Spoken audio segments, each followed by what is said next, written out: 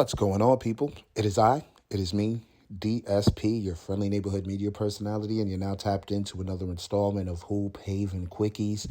Please be sure to hit that like button no matter where you're watching this, whether it be IG, TikTok, or YouTube. Let's talk about it.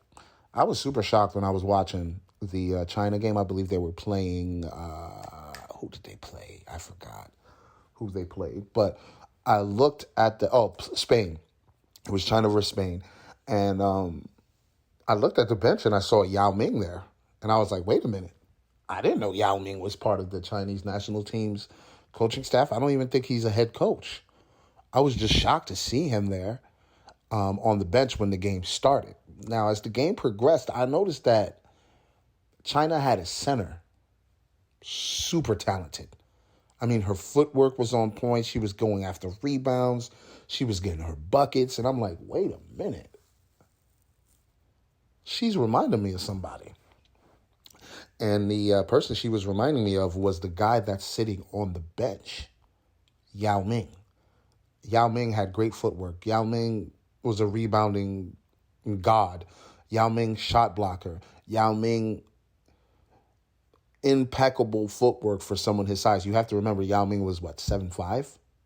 7'4", 7'5", impeccable footwork. The first time we seen someone like Yao Ming, we couldn't believe it. I mean, nowadays you guys have Chet Holmgren, Ball, Wemby. Like, these guys are just super tall and they can move like guards. But back then when we saw a Yao Ming, we saw 7'5". We were like, yo, this guy's going to probably give Shaq a run for his money. And he did. He did give Shaq a run for his money. Granted, it took a few years because he had to get that dog in him.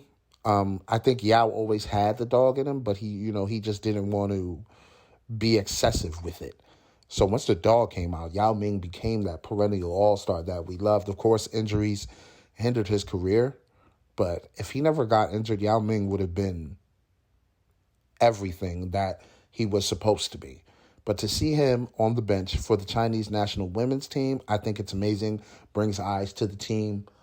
To have an ambassador like Yao Ming sitting on your bench. So I thought it was great. Unfortunately, China lost their first game to Spain. I believe they lost by a point. I think it was like 90-89, an overtime thriller. It was a goodie. I look forward to seeing China play again because I do want to see their center go to work.